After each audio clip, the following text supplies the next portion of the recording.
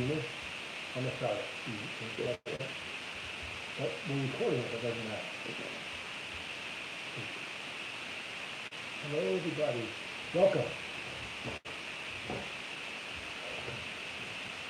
I think I see you on. Oh. Yeah. Is that line okay?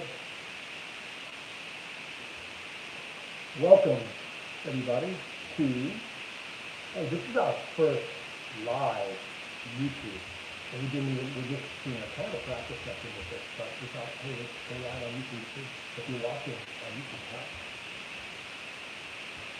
We're going to let everybody rock and roll and get in on the call here, and then we'll get started. No mic here either. Sound check, everybody? You good on that? You ready? Can you see me okay? See me okay?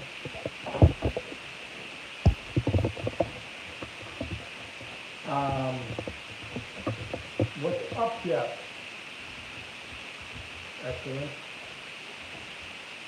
Anybody making dough today? Just a few more minutes with it. Coffee roll. People here on YouTube. Nice. Awesome. Great. We're going to do, this is going to be unbelievable today. Unbelievable. Anybody new? Anybody first timers seeing us for the first time at the Baking Steel Test Kitchen? Is that light okay back there? That's glass, yeah. Your eyes are blue. That's what said glasses. Tomorrow, maybe sourdough people last week and we were awesome. Amazing. Amazing. Great. Anybody else new? Raise your hand.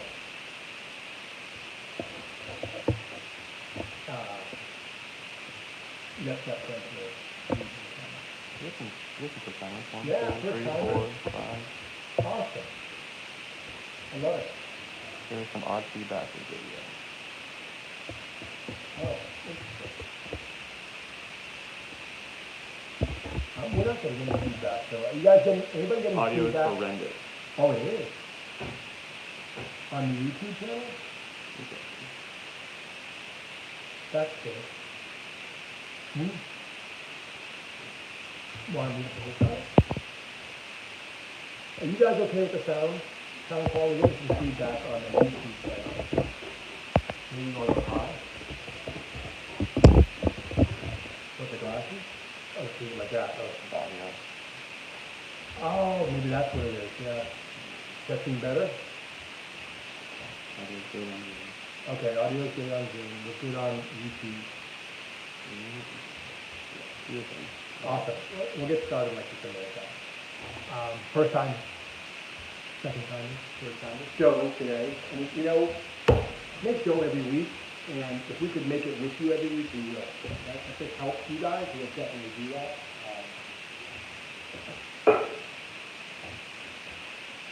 Anything to help make people better. Is anybody not? Can we get started? You know, we're going to do things a little different today. We're kind of just hanging out. We're recording this live on YouTube and Zoom. But for our follow-up, we've already done this in the video format. We're going to send that out to you. So today is going to be really for you guys to ask questions and learn something about our process of making dough, our 72-hour dough, and we hope it's helpful. Take notes if you can on everything that we do, and again, we'll follow up. It's on YouTube, so this is awesome for you guys to be here, and we'll get right into it. Okay, so I'm going to go through a couple of different things here, then we'll pause, ask questions. You guys can ask your questions. We'll try to get to everybody's questions. And we're going to cover dough making and pizza dough. And today is Wednesday, so it's a great day to make your dough for the weekend. And I'm going to repeat myself here, but the reason we do is because when you ferment your dough for several days, it just tastes so much better, and the texture is so much better, and the color is better, the flavor, and the gluten breaks down, so you digest it better. It's healthier. There's so many advantages to making pizza dough in advance. It's literally epic. And if you followed us and you made this show, you know why. Okay? So let's get right into it. 4 ingredients, guys. Flour, salt, water, and yeast. And this is a traditional, like Neapolitan dough. Very traditional using the 4 ingredients. Others might add some malt or some sugar or some oil inside of the dough, like a New York style. We're going very traditional here in our 72-hour dough. We've got our 4 ingredients, and the flour is the main component of our dough recipe. So we really studied flours and wanted to dive in and find the best, that we find the best in a home oven at 500 degrees using the baking sheet. So this will work in other ovens as well, higher temp ovens, lower temp ovens, not really lower temp, but in any case. We found bread flour to be the ultimate flour, organic. We always recommend going organic because it doesn't have any bleach in it and it has fewer chemicals to process when you're making the wheat. And that's how we get the bread flour.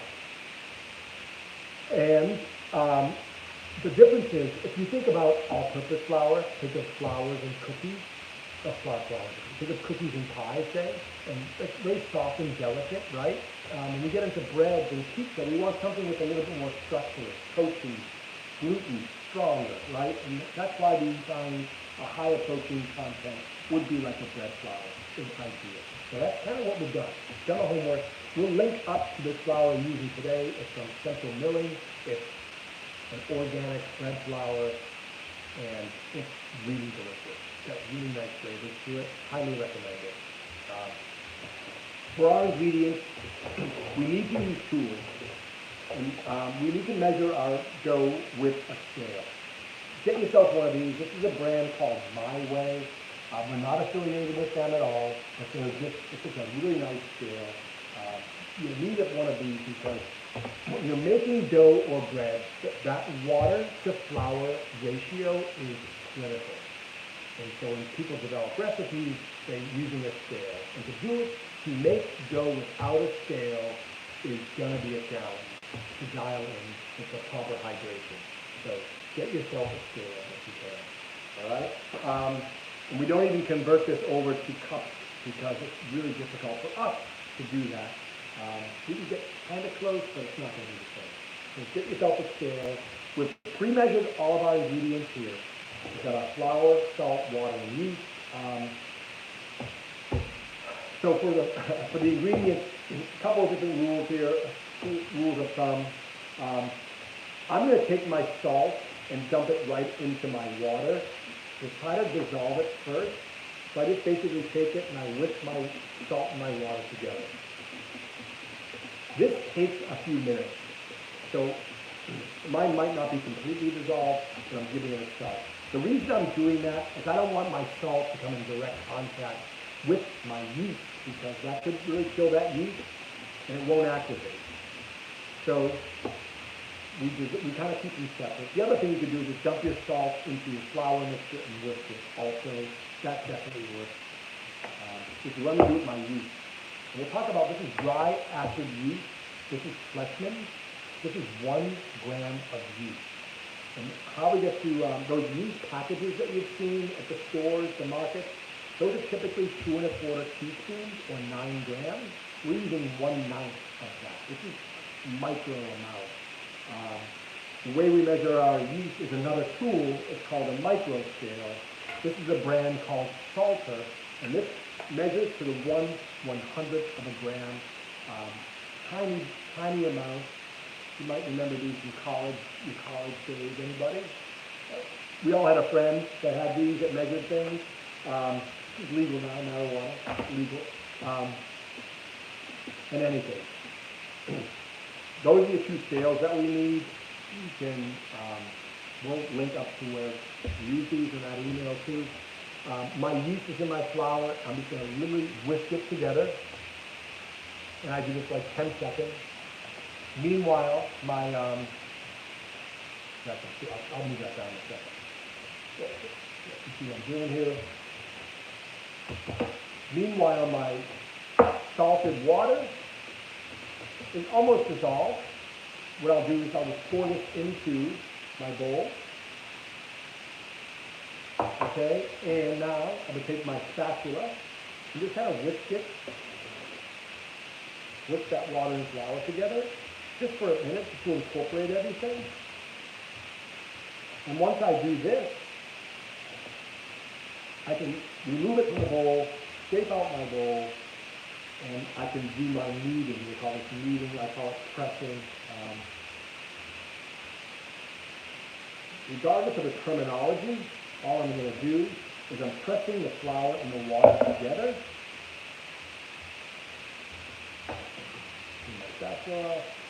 And my first few times doing this, I might want to put a timer on myself, so I can do this for like 2 or 3 minutes. So what I'm going to do is just kind of press it in. And there's some low level skill level here. I'm not, you can see, I'm just kind of pressing in. This is called a bench scraper, a dough scraper. I'll press this, and I'm trying to form one massive ball of dough. And I'm pressing in, because if I don't do this, I'm getting those flour dry clumps out of the dough that you don't like to sear into.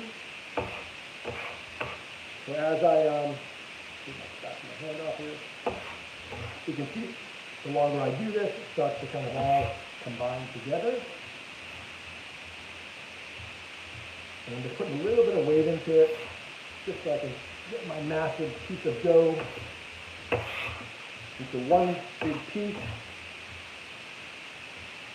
And I do this for about 2 or 3 minutes. And I'm working, you see, not resting, working it.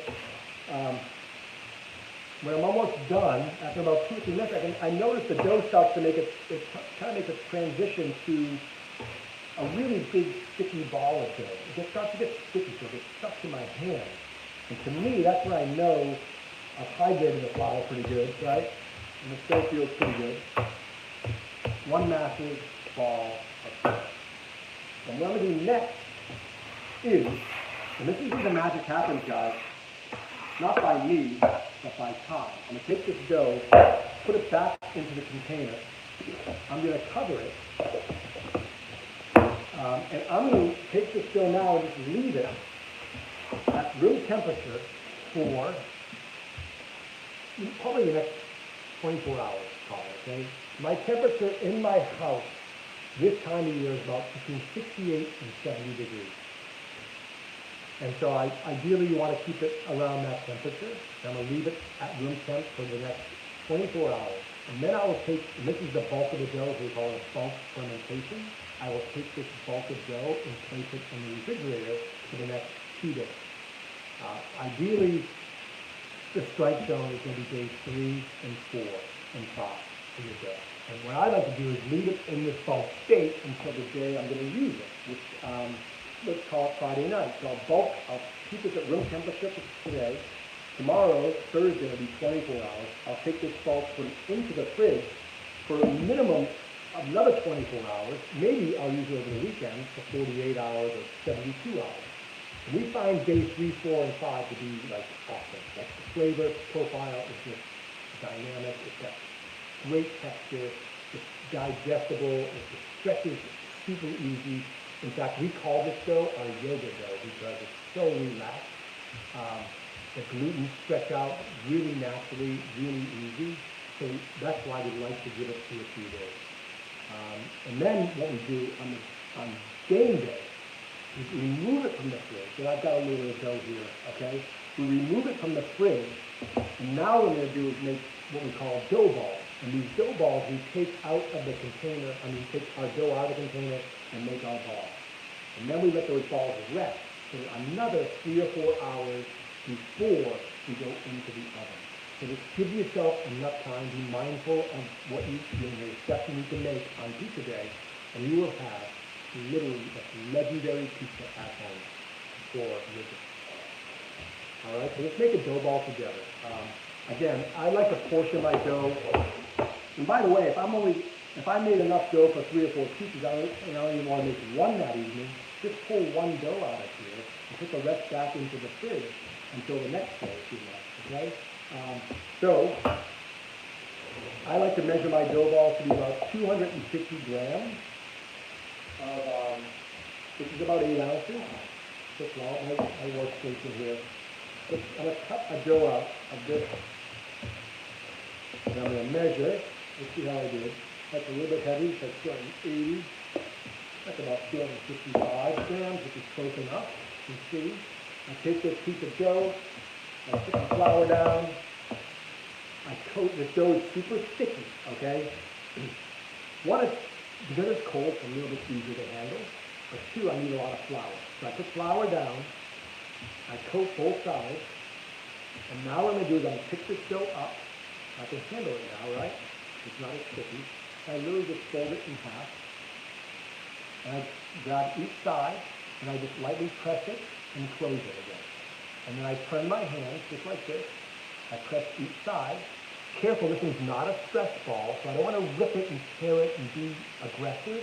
I want to be gentle. So take a deep breath and follow that same sequence 20 to 30 times. So I turn and press. I grab each side, and if my dough gets stuck at all to my hand, remember to grab more flour. I press in and I close, and I turn. Grab each side. You can see I'm always leaving the seam side away from my chest.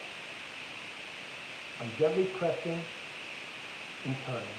I'm making it what we call a ball. So I'm getting it tighter and tighter. I'm knocking a little bit of the air out. It's getting more and more taut.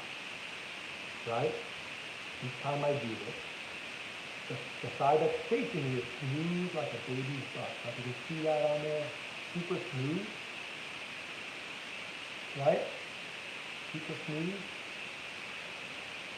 And what I'll do next, I'll take that smooth side, and I get a nice tight ball here. I'll place that in my hand, and now I can aggressively close it like I would a dumpling or something. And you can see it. And I'll trap all those natural gases inside. And now I'm going to take this inside down. And if I have like a tea tray or something, like this, or a plate, something flat, I'll place my dough on the tea tray. I'll cover this loosely with plastic wrap, make it airtight, and let these balls rest for 3 or 4 hours. And then what's going to happen is, as it's resting, the gases inside that ball are now trapped. They're trying to get out, so the dough starts to rise. And when the dough rises, it's proofing essentially. And what happens is now that dough is going to be really, really supple, and it's going to stretch super easy. And we'll have that's literally, do that game day. That would be a 2, 3, or 4 day dough. It's really highly recommended. It's super easy to do this. And once you do this and you bake your pizza on a hot baking steel, there's nothing like it. It's going to be the best pizza you've ever made or eaten in a home environment. And now we can get to some questions. Can you go over the recipe again? Yes, great question. Can we go over the recipe? Yes. It's 500 grams of organic bread flour, 350 grams of water, and I filter my water here because I drink it that way. Have your water tested, it does make a difference. 16 grams of sea salt, fine if you have it, it distributes better, and then 1 gram of active dry yeast and yeast flexor. Whew. Can you cover the dough? Yes. I cover it a couple of different ways. My bulk dough is covered. These are called Cambros. These are made for bread bakers. They're awesome. I cover them up. They're great. If you don't have a lid for it, cover it with plastic wrap. That seems to work just as well. You do want to cover it, otherwise you develop a crust on top from the air hitting. What temperature is the water? Good question. What temperature is my water? So it's right now we're transitioning from spring, from winter to spring. So the water temperature coming out of my faucet is closer to room temperature. In the winter it's colder, so I'll pour my water out and let it sit at room temperature for maybe an hour just to get it to room temperature. In the summer, this time of year, almost fine taking it out of the tap. Room temperature for me is like 68 to 70 degrees. So that's usually what I mean when we say room temperature. There's no kitchen mixer. Why do the hand? Great question. So yeah, why don't I use a mixer? You could, but to me that's so simple. The process of making dough by hand one, it lets me feel it a little bit, so I get intimate with my dough. But two, you can technically overmix. We try to undermix. So, and cleaning your mixer is a pain in the butt. If you use a mixer before, for one batch of dough, it becomes, it's a lot easier to kind of clean up than I just did here. You see I don't have any mess at all on us. Super simple.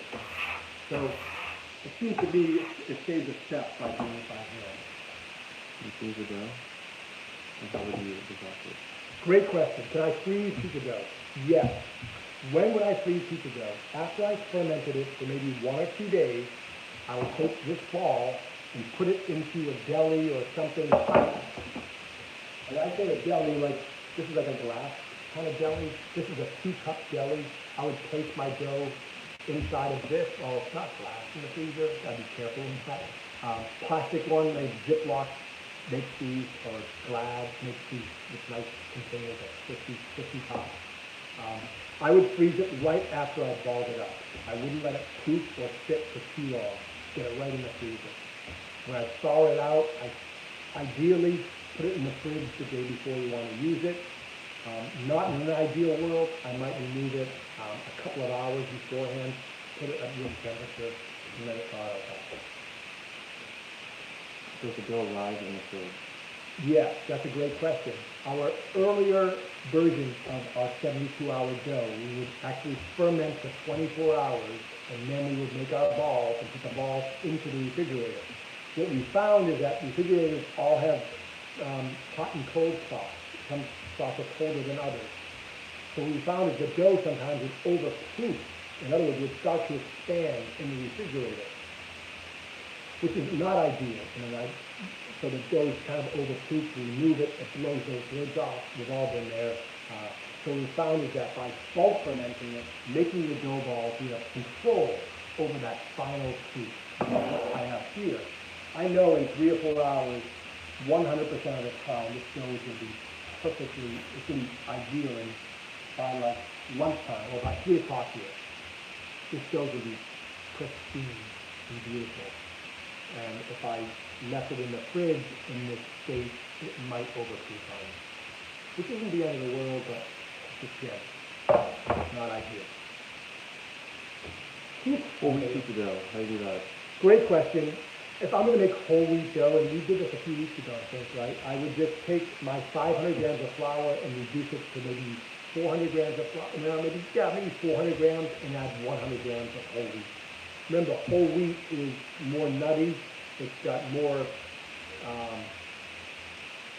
it's a little bit more dry. It kind of tends to absorb the water differently. So too much whole wheat and your dough becomes like a rock. So you really need to change up your water content. So we found just adding a bit of whole wheat in there makes a nice difference. So beer instead of water. Ooh, another great question. Can we add beer instead of water? Absolutely yes. A resounding yes. Substitute it 1 for 1. We ask for a cup and a half of water. Just put in a cup and a half of beer instead. Change it up. By the way, we've used coffee inside of our dough, which is incredible. We've used Sprite, champagne, fruit juices, with like a beet juice or something, or spinach. You can add a different color back in there, color-wise and flavor-wise. Anything else? When you cook the pizza, do you prefer broiler or straight convection? Ooh, okay, so now we're getting to pizza making. So if I'm on a baking field that's been preheated for an hour, if I'm going to make, personally, if I make pizzas for my kids, I would preheat it for an hour. I will switch my oven to broil. For the first 2 minutes of my bake, I like to use the broiler, and then I turn the broiler off and put it back on convection bake for the remainder 2 minutes. So 2 to 4 minutes. 2 minutes under the broiler, 2 more minutes with the convection, and that's how I make my pizza. We have different strategies for different amounts of pizza. Anyway, like that. What else we got? You guys sauce, by the way. And if you're watching this on YouTube, make sure you subscribe to our channel. What rack and oven do you use? Ooh, rack. What rack? Great question. We call this steel estate, by the way. If I have one steel, I use the top rack.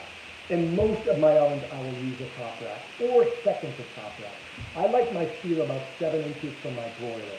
That's ideal because that puts that broiler into play. You want to make sure you give yourself enough room to launch, right? Launch the pie with the peel. When you launch it in there, you got to make sure you have enough room. So be careful. Sourdough starter, can you use that? Yeah, if I again, 20% is a good number. If I'm using sourdough starter, I will remove 100 grams of flour and, I'm sorry, I will remove 50 grams of flour and 50 grams of water and add 100 grams of my starter into my dough. Because starter is typically 100% hydrated, so it's 50-50. So remove equal parts of water, flour, add in sourdough starter. Okay, blue glasses. Blue glasses. Anybody else? Bulk fermentation or fridge fermentation? You ball it first or let it go bulk in the fridge? Oh, great question. And I personally like to bulk ferment my dough in the fridge. As we talked about earlier, if we make our dough balls too early, they could overproof in the fridge because the temperature is not going to be ideal. So we kind of control that final fermentation and that final proof by making our balls legit on game day. I call it making pizza game day, right? My day. Anybody else? So you tried doing a coolers to start your fermentation, so you just bulk it for a few days and look through I it. feel like it's the same thing. If we're bulking it for 3 or 4 days, and it's kind of the same thing as making a coolers. If I was going to make, I guess the coolers would come in handy if I was making a 24-hour dough, and I would start the coolers a day before. So now you're kind of getting a little head start on that. It's kind of the same thing in my eyes. Right? And I could be wrong, but that's kind of how I roll. What specific Central Milling flour? So this is Central Milling Organic High Gluten, High Mountain. What is it? High Mountain, high gluten. High gluten, yeah. High Mountain, high gluten flour on Central Milling site. It's great. King Arthur bread flour is great. I, again, personally go with the organic. James Mill is a nice flour too. There's a lot of great micro mills. You can go to your local farm. Typically, they'll have access to some of these flours available for you too. So shop local. It's a great idea. Oiling the bulk container or just the ball container? I just oil the ball container because now I've got it's the final proof, and I want to keep that dough really in great shape. When I do the bulk, I can just scrape the sides when making my balls. You don't need oil for that too.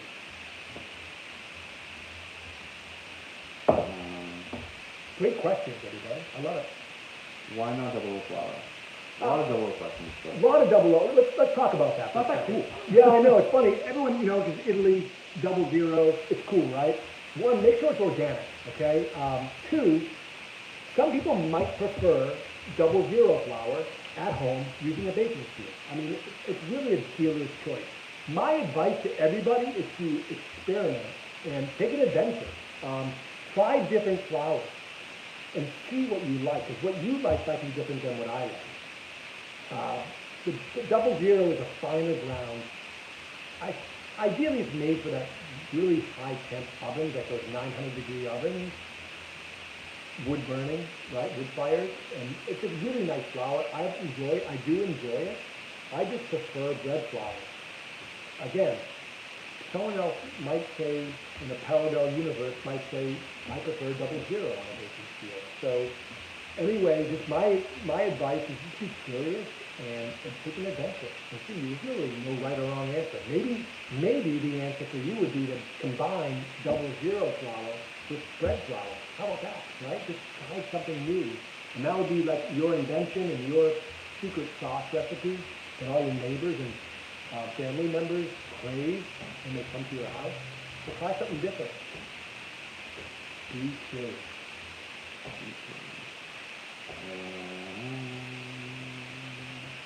Anyone else? I think we kind of wrapped up the great questions. If we didn't get to it, we will. So You guys are amazing. Thank you for being here. First live YouTube and Zoom. You guys rock. We'll be doing this again next week. Everybody do another pizza hangout for all you newbies, and next week we'll be just making pizzas again. Any questions, always, just let us know. And thank you for being you guys and rocking. Happy pizza. Get your dough made. Almost the weekend. Bye, guys.